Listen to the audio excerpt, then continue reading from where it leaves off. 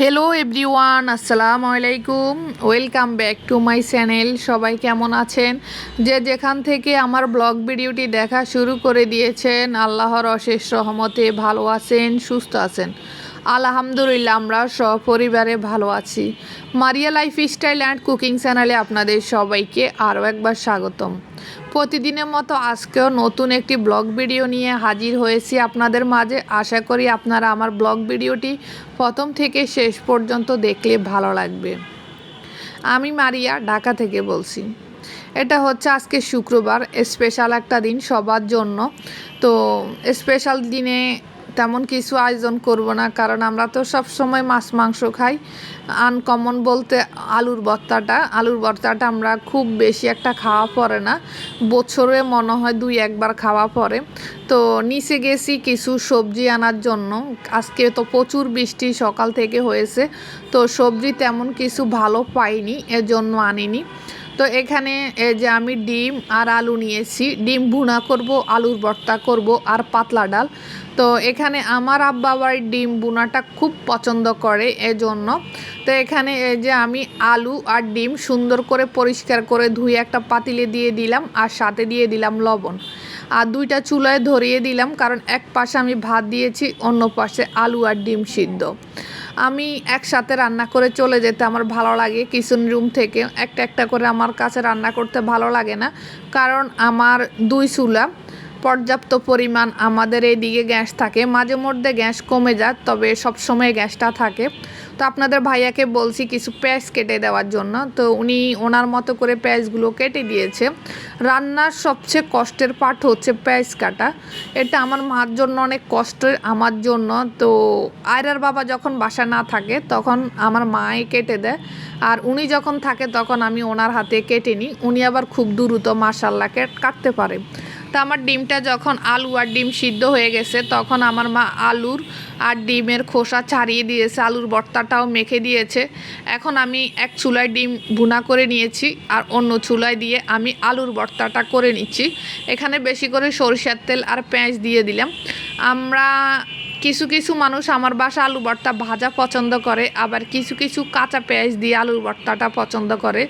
তো আমার মা আর আমার আব্বা আলুর ভর্তা কাঁচা পেঁয়াজেরটা বেশি পছন্দ করে।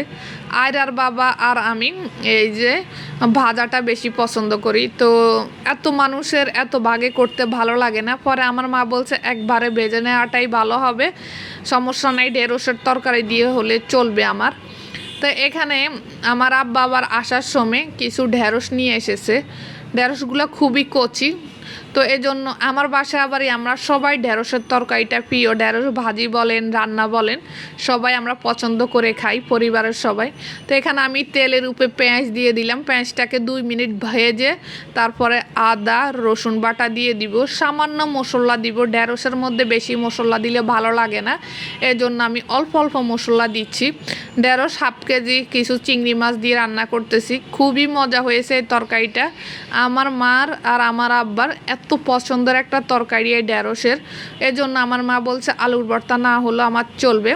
এজন্য মানে মায়ের মন মতো করে আমি ঢেঁড়সটা রান্না করে দিয়েছি। মাখা মাখা ঝোলের মধ্যে দিয়ে দিলাম হলুদ গুঁড়া, মরিচ গুঁড়া আর মশলার গুঁড়া। এটাকে আমি এই যে 5 মিনিট তেলের মধ্যে ভাজবো, ভেজে তারপরে পানি দিয়ে কষাবো।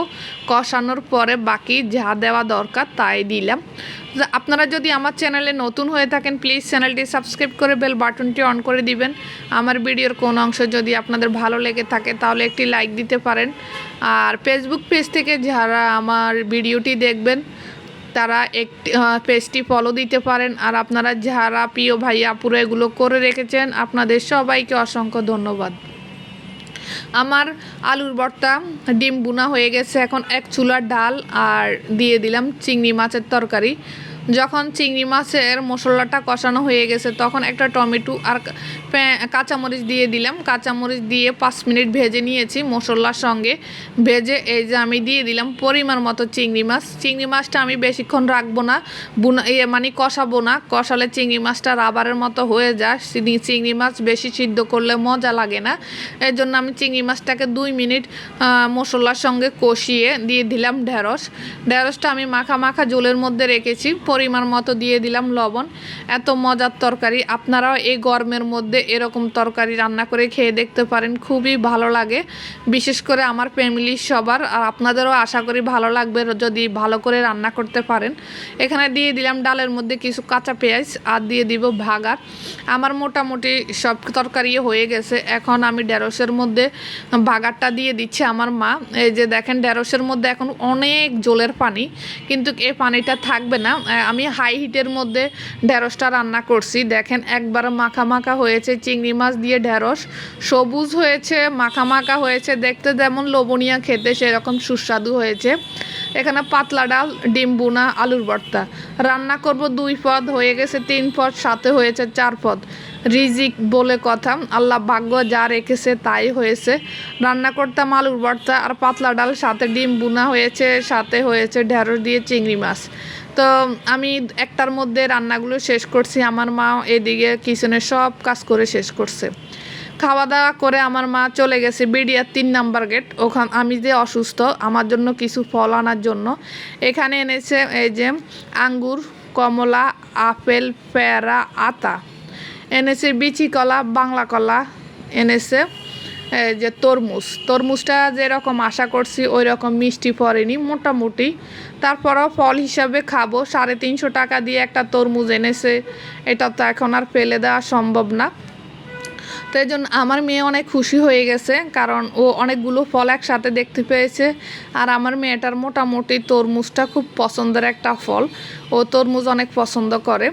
তো ফলগুলোকে আমি সুন্দর করে আগে ঝুড়ির মধ্যে রেখে দিব। ডাক্তার বলছে আমাকে প্রচুর পরিমাণ শাকসবজি আর ফল খাওয়ার জন্য, কারণ আমার ব্লাডটা পূরণ করতে হবে খুব দ্রুত, এজন্য। তা আমার মা এখানে অল্প অল্প করে আধা কেজি 1 কেজি করে করে মোটামুটি অনেক ফল নিয়ে এসেছে আমার জন্য। আমি তো আর একা খাবো না, আপনাদের ভাইয়াও খাবে, দেখা গেছে আমার আব্বাও একটু খেতে পারে।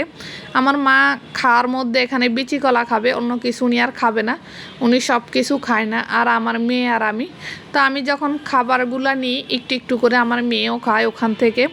আর এখানে এনেছে মেয়ের জন্য কয়েক আইটেমের বিস্কিট। এখন তো মাস শেষে আমাদের বাসায় এগুলো করতে হয় সব সময়।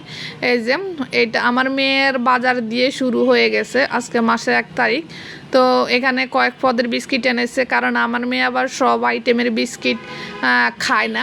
একটা যদি একবার খায় সেটা আবার দ্বিতীয়বার খায় না, এর জন্য এনেছে যে এখানে 10 টাকার 20 টাকার প্যাকেট করে কিছু বিস্কিট এনেছে, 10-12 প্যাকেট। তো আমি দেখতেছি কি নামের কিছু দেখলাম নতুন আইটেম যোগ হয়েছে, আমার মা এনেছে নতুন আইটেম যোগ করছে। তা আমার মেয়ে একটা প্যাকেট 2বার ভাঙে, মানে 2 বেলা খায়। ভাঙার মানে প্যাকেটটা ছিঁড়ার পরে একটা প্যাকেট যে 2 বেলা খায় ও, এভাবে খায়। তো ওর তো এগুলা দরকার, ছোট মানুষ কখন কোনটা সে বসে থাকে এটা তো বলা যায় না। এজন্য আমার মা সব সময় আমার মেয়ের জন্য সব কিছু বাসার মধ্যে স্টক রাখার চেষ্টা করে। আমাদের বাসার মধ্যে তার তেমন কেউ নেই, শুধু আমার মেয়ে আছে। তো এখানে জুসও নিয়ে এসেছে 2টা। তো প্রিয় ভাইয়া আপুরা, আজকে পর্যন্ত, আল্লাহ হাফেজ, আসসালামু আলাইকুম।